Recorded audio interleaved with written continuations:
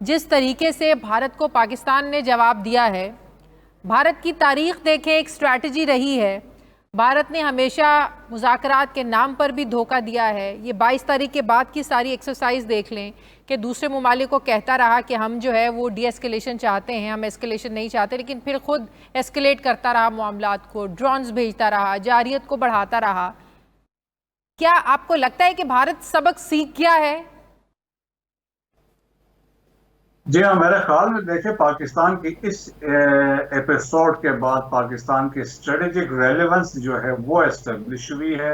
और दुनिया जो है अब पाकिस्तान को इस तरह ट्रीट नहीं करेगी as a lower to India.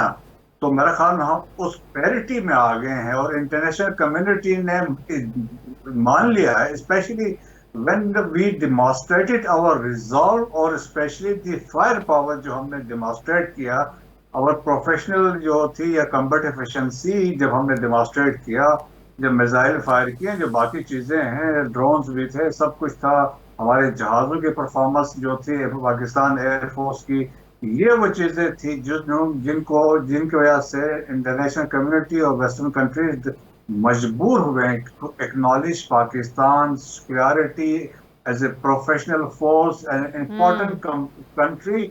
Geo political relevance भी पाकिस्तान की बढ़ गई as a important player not only in South Asia, पूरे रीजन के अंदर एक मिलिट्री फोर्स भी बन गई है, डिप्लोमेटिक भी इम्पोर्टेंस भी बन गई है।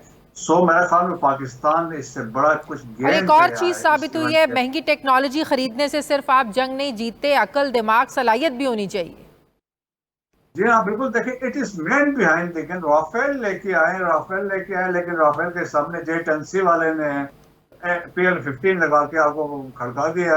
और फिर देखें कि आपने, चलो आपने फ्रांस को डुबो दिया, तो इसके बाद इसराइल के जो ड्रोन्स थे ड्रोन्स। हेरो, वो देख $100 मिलियन का एक है, जो वेपनाइज हो, वो भी इसके डैमेज हुए भी।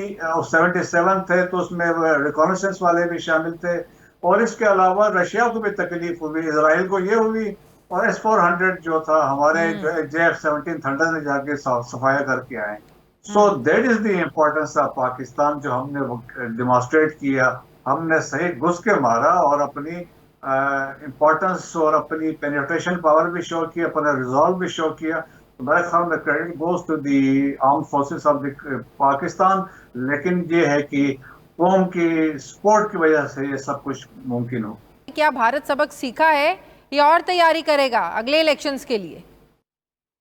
जी, अव्वल तो हमें किसी सूरत में इंडिया पे ट्रस्ट नहीं करना चाहिए। और आप यस। देखें, आपकी एग्जिस्टेंस को, आपकी क्रिएशन को उन्होंने कभी एक्सेप्ट ही नहीं किया।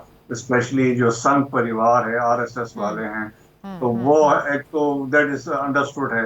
और इसके अलावा देखें कि अब इस डिबेकल के बाद जो है मोदी के और मसाइल क्रिएट होंगे।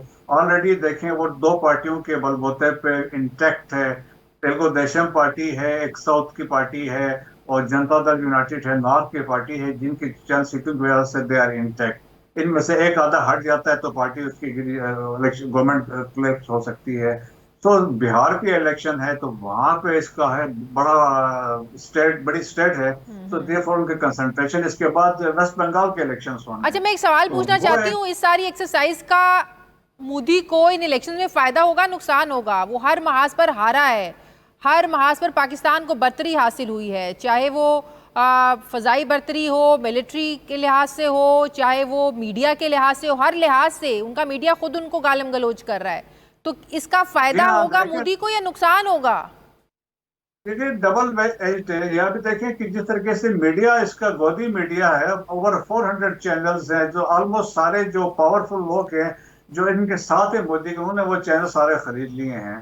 तो एक ही नैरेटिव बिकता है। और जिस तरह हमने देखा है पीछे, जिस तरह रात 2 दिन पहले एक कहानी जिस तरह ऑर्केस्ट्रेट की, इधर पहुंच गए इंडिया वाले, INS वकीरन कराची पहुंच गया, लाहौर पहुंच गए, सो एंड सो। तो लोग देखें, they are the followers of Hitler. और हिटलर के जो जोसेफ गॉबल्स था, वो कंसेप्ट था कि if you tell a lie big enough and keep repeating it, eventually people will start believing it. तो वो वाला कंसेप्ट ये फॉलो करते हैं और उसको वो लगातार वो एक नैरेटिव उसको वो पेडल करते हैं।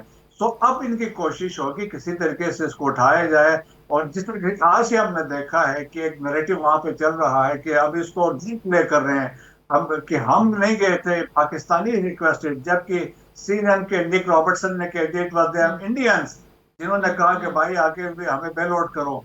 तो लेकिन ये है कि मीडिया की ग्रहण होनी है और उनका उसको मीडिया उन्होंने तो यूज गुस्सा करना कर रहा है। है। वो गोस्वामी को अगर आपने सुना हो, वो कह रहा है कि ये प्रेसिडेंट ट्रम्प कौन होते हैं, इनको किसने इजाजत दी, इन्होंने क्यों सालसी करवाई, ये हमारा काम था, ये हमारी फौज का काम था। मीडिया उनका तो मीडिया नाराज हो रहा है। इसमें कुछ ऐसे हैं लेकिन मेजॉरिटी फिर भी उनके साथ है। लेकिन वो अंडरस्टूड है, जिस तरीके से उन्हें एक हाइप क्रिएट की थी उसको वो हम्म। रिकाइल कर गए हैं, तो शर्मिंदगी उठानी पड़ी, ह्यूमिलिएशन तो हो गई।